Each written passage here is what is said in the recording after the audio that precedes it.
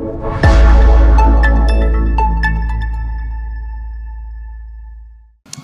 right. Hi, everyone. So, again, I'm doing the wrap-up talk. If you didn't have a chance to take a breath just now, I encourage you to gently in your mask. I'll spare myself for everyone. All right, I'm Danny Spitzberg, and I'm going to be talking about creating standards, our secret job as researchers. So, can you all keep a secret? Yeah. There's no right answer to this one.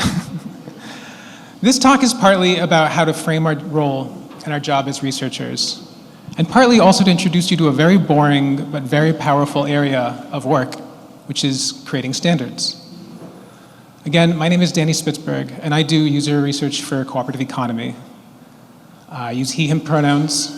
I'm based in Oakland, California, and I was raised by a Cuban physicist who worked in a federal lab his whole career, and a Dutch musician who taught in public schools for her whole career. And I come to this work from sociology, from cooperative development, and in a lot of the opening alluded to community-owned, community-led projects. They don't look as legible, perhaps, in typical corporate contexts, but that's part of what I'm going to talk about. You can also find me on Twitter. I live there too. So if you find anything useful out of this talk, let me know. And if not, something goes wrong, I'll take all the blame. The takeaway to help you either build suspense or to guide you through this is that our best research outcome is a new or better standard. And to make the case for this, I'm going to examine our job as researchers, the problem of focusing on ethics, and some of the theory and practice behind creating standards.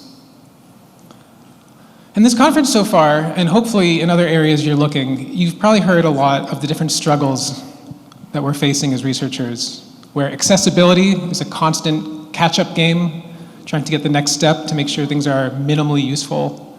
And crypto and Web3 is full of moral hazards and financial fraud, but lots of vibes. And white supremacy is affecting our work as well, whether or not we're paying attention. And in fact, especially if we're not paying attention. And yeah, we got into research because we wanted to do quality and consistent and ethical work, while still, on the other hand, helping create new products and experiences, right? Right? Okay. So to figure out how we do our best work, we're going to take things apart and examine where we work along the production line, trying to ship something new. And once in a while, shipping doesn't go as planned. For those of you who aren't on the internet as much, this is a ship that ran aground in the Suez Canal, which is the world's major shipping lane, was stuck for a day or something, and a question for researchers when we ship products is, what do we, in an analogous situation, what can we do? Well, the popular answer is ethics. But this creates two problems. First, few of us can afford a second underpaid job trying to dig a company out of a crisis. And second, as AI researcher Meredith Whittaker says, ethics is almost never pegged to any external accountability. And so most tech companies will use ethics as a sort of empty apology to say, we'll do better next time. We have a review board, we have an ethics board, we have some DEI workshops coming up. And so if it's too little too late, what if we as researchers incorporated ethics earlier, before the product shipped, at the beginning of our research in the first place? Well, let's consider a few options. There's a whole cottage industry trying to apply ethics and trying to get us to adopt checklists and books and consulting. Here's one from IDEO, the Little Book of Design Research Ethics. It's not bad, in particular because it references human rights, which exists as human rights law. There are institutions that have legal standing. Here's another book called Design Justice by Sasha Costanza-Schock. And I recommend this book if you've never had a negative experience with airport security, or border control, or policing. And I also recommend this book, especially if you haven't. In 2016, myself and a number of folks developed some of the principles that ended up in this book, and in 2020, I hosted a book talk with Sasha to debut it. And in the Q&A, someone asked for her advice. How do I apply design justice to my day job in auto insurance? Compared to airport security and crypto and white supremacy, there's no community being directly affected I can think of. It's a pretty boring company, space, I think. And Sasha didn't really have a very satisfying answer for this person. But it turned out about a week later, I heard that economists track auto insurance policy late payments and defaults as a leading indicator of economic distress. Reason being that people really depend on their cars, at least in this country, for getting to work, for having a roof over their head, often as a last resort. And so better UX for an auto insurance app probably can't help people facing the systemic inequality or just a lack of income. But at least knowing this context helps us mitigate some harm perhaps for folks using the app who are maybe going to hit a late payment or a default. So it's worth knowing, even if it's extremely difficult, to do some small amount, right? But I want to stress that, again, it's not like there's any easy advice for this person. Because, for example, a study by some folks at Data and Society said that the ethics person, the so-called, the product owner equivalent of the ethics owner in a tech company, often gets labeled by management and then gets all of the burden, most of the blame, and none of the ability to actually make things better. It's analogous to some of folks here who might say, I want to do tech for good, I want to find a mission-based company. But imagine that just as an individual within a larger company. So ethics are obviously important, but the real question is, how do we influence our work and our organization to make better decisions? And this inspired me, based by a particular talk by Behzad Serjani around starting with decisions, which I remember also showed up a few months or years later with user interviews. Starting with the decisions, we asked ourselves, do influential projects focus more on decisions than ethics, the ones that have more ethical impact? And from a survey and a scenario-based workshop we ran with around 80 people, the answer was, well, yes. And we published a paper. You can look that up. I think the slides are available after. But what was surprising about this was that the influential projects were focused on decisions specifically in messy situations where there was no right answer, where there was no standards available or that were accessible. And we've done, since 2 years ago, 9 more workshops with almost 800 designers and researchers. So I'll share some of the more detailed analysis to break this down. Back to our earlier question, where do researchers have influence along the production line? Well, we found a small cluster of strategies and tactics used to align cross-functional teams. For example, a playbook that has new metrics that guide the product you're building. We found a much larger set of strategies shaping our professional practice, right, our field. For example, helping coworkers educate themselves on forms of oppression that show up in our field, that affect what we build. And what was most clear were the strategies from situations that affect whole sectors.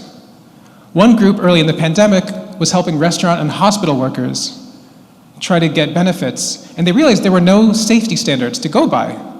So they looked outside, externally, to bring in a social worker to help lead the UX research, because the social worker came from training and licensing that was accountable to larger institutions than just some sticky notes on a wall, right? Taken all together, researchers have most influence where we focus on standards, from product metrics to professional practice in our field, which is still forming as this conference can manifest, and rules and regulations that may exist that we're a little disinclined to go and read up on. So let's go deeper into this. The rest of this talk is going to talk about the theory and practice of setting standards. I'll talk a little bit about what they do, and how we can make them better. To start with a definition, what is a standard? I'm not talking about ritual standards, right? Thanking people you interview, sending a follow-up with a star, something like that. I'm talking more about a scale of several scales of standards that are a little drier, and again, that affect the product and our profession and sectors that we're in. A standard is a normative statement. This is a statement about the way things should be. So, containers, or if you're in shipping, cans, they're called, they should stack.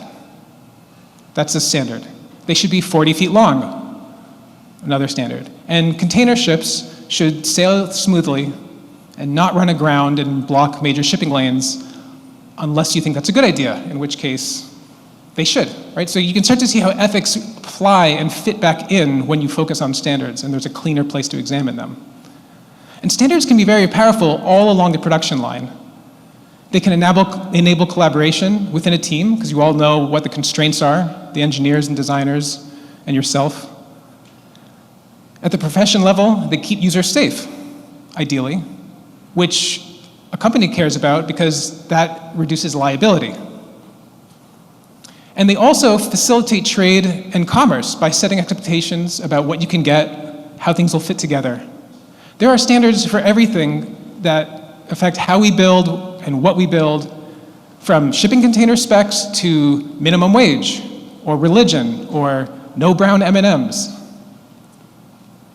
In most Western countries, standards emerged historically as a sort of combination of national security and national pride, which, if you've been paying attention, is not always an unqualified good.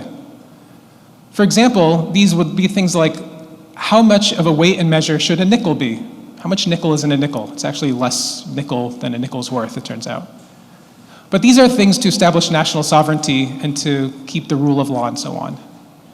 The US government has established tens of thousands of standards, but in the private sector, there are hundreds of thousands, and most of these are voluntary.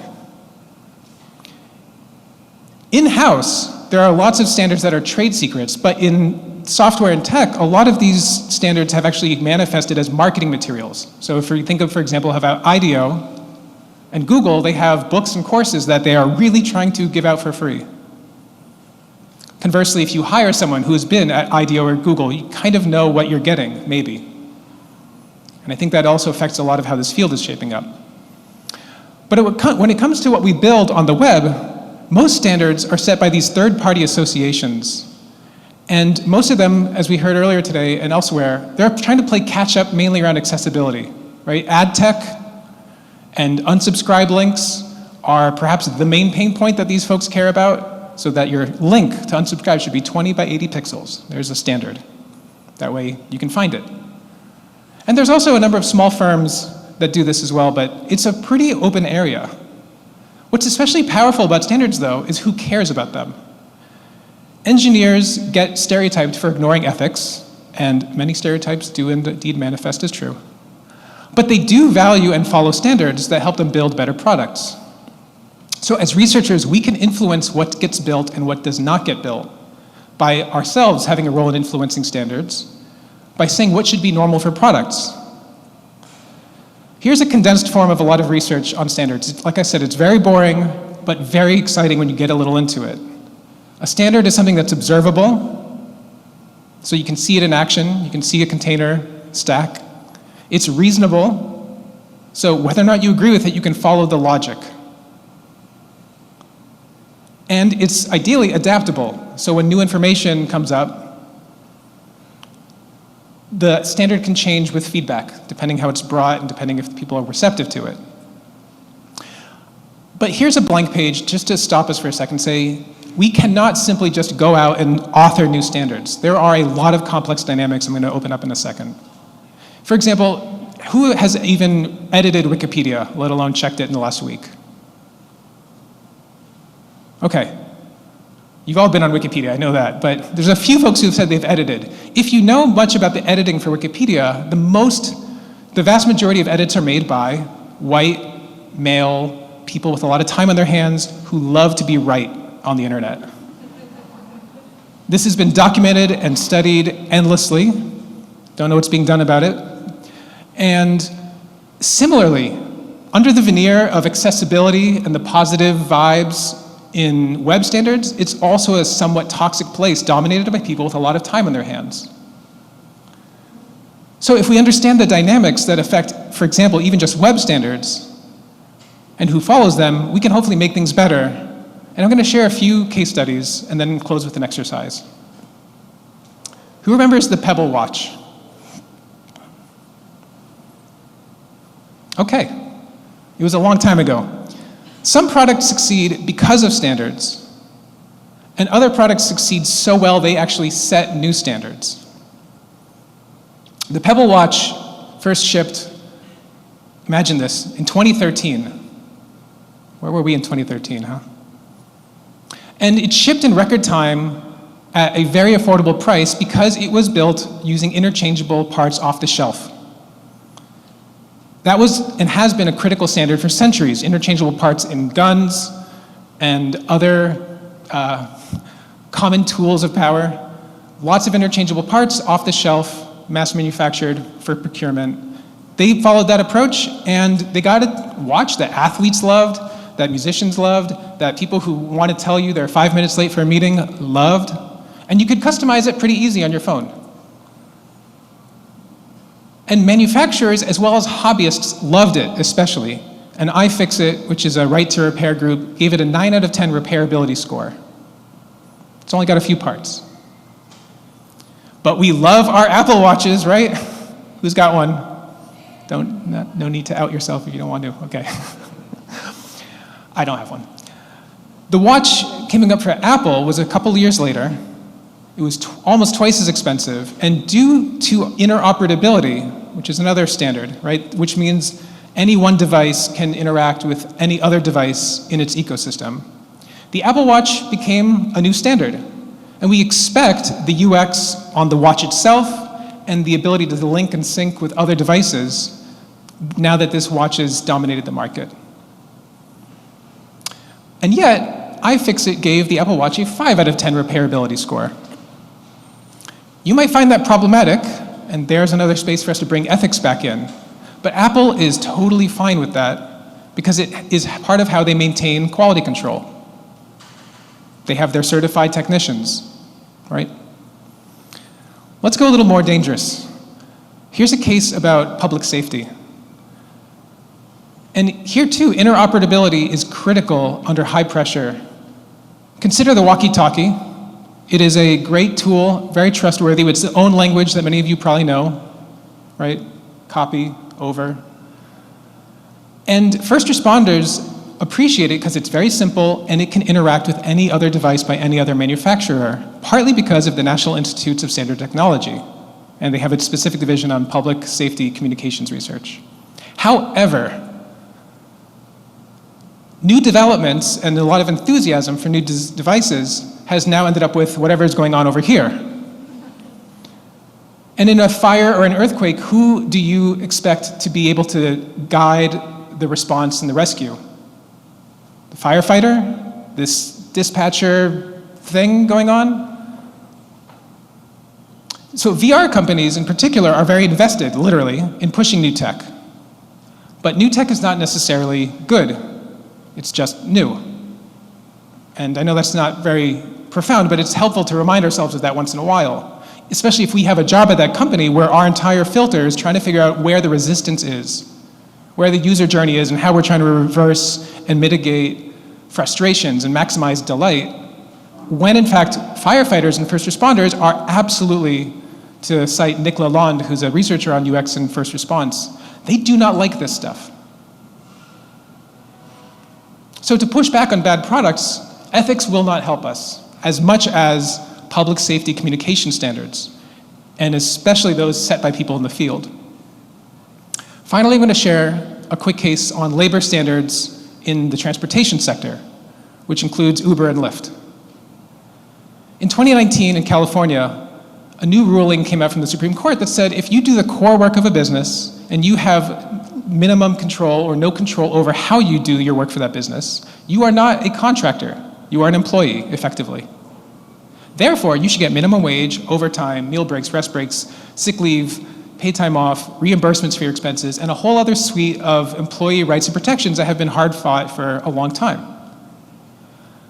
So to educate folks about these rights, myself, this person on the right, Vina Dubal with the arrow, an excellent law professor, organized a legal clinic for a few dozen drivers and other folks doing delivery and ride-hail work. Fast forward a year, to be brief, the drivers had a rally at LAX and in front of Uber headquarters in San Francisco, demanding a living wage. They'd been talking to each other, they'd been organizing. Myself and a few volunteers showed up because we were working on this focus on the wage claims. Getting back lost wages, now that the Supreme Court ruling had been passed, and then eventually a law called AB 5 from a Congressperson, Lorena Gonzalez, state senator. And we said, we're collaborating with legal aid workers. You ought to be able to get back lost wages for up to 3 years. This is tens to hundreds of thousands of dollars per person. Here's Chris, who's been driving for Lyft so long, on the left here. He actually has the co-founder of Lyft on his cell phone. They're frenemies, I guess. And he respects him, and he's been driving. It used to be a good job. And he said, you know, Danny, this wage claim stuff that you all have been doing, it's interesting, but come back when you've got something that works. The problem is the standard form for filing a wage claim in California is about 2 hours in person with a legal aid worker, where you have to take out your phone and go through the back of the form with this very complex table. Because each ride for Uber or Lyft or Instacart delivery or DoorDash or Postmates, or we can play bingo on this, right? It's a different dollar amount for each job you do. Not easy. So over a few months, our group organized with legal aid workers and drivers, and we reduced that down into a spreadsheet. So the spreadsheet tool helped crunch the numbers and spit out what you needed to fill in a credible form that you could file. Chris gave it a shot, and he liked it. Other folks started improving it on their behalf, so drivers at this point started taking over the research. And this on the right, there's a group of deaf drivers whose English is a second language. They really took to it and started teaching each other how to use the spreadsheet tool. Eventually, we had a few hundred forms, and they organized a march to the Department of Labor and Standards Enforcement in California, here in San Francisco, and then in LA and San Diego, and said, we know there is a standard. We would like you to enforce that standard. Said it to TV. TV's still around. And a few months later, we turned that spreadsheet tool into a web app so that drivers individually could do what was usually 2 hours in person, on paper, over the table with a legal aid worker, into a simple online form that crunched the numbers and spit out a PDF that's sent in. Eventually, ignore that. Eventually, over 5,000 drivers filed wage claims worth over $1.3 billion. And that forced the state of California to sue Uber and Lyft. The lawsuit is still pending, though, because, of course, these companies have a different view on these standards.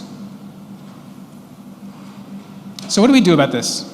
Well, we know that watchmakers and firefighters and the state of California all know that if they want to get what they want, they create standards that favor them. We, too, can make change by changing standards. That's why the best research outcome, to put the takeaway out again, is a new or better standard. And this is where we can bring ethics back in. This is where we now have tools where otherwise we are digging a company out of something a little too late. I'll give you this small exercise to take with you, building on some of the other material I've put out so far. Ask yourself, what is a change you want to see in your organization? What standard is blocking that change? You'll have to do some research, ask folks in policy, and then do a little history. How and why did it become a standard? What are the institutions that reinforce it or challenge it? Little basic sociological institutional analysis can show you, for better and for worse, why things are the way they are. And if your organization keeps talking about ethics but doesn't do any better, you might have to change the law or policy. You might have to organize and use people power in some form to enforce standards or to advance standards. That's another talk. Finally, I have a lot of people to thank for helping me build and ship this intro to standards, but do not blame them. Come to me if there are any errors or if you're left wanting. And finally, thank you all for watching. Stay safe.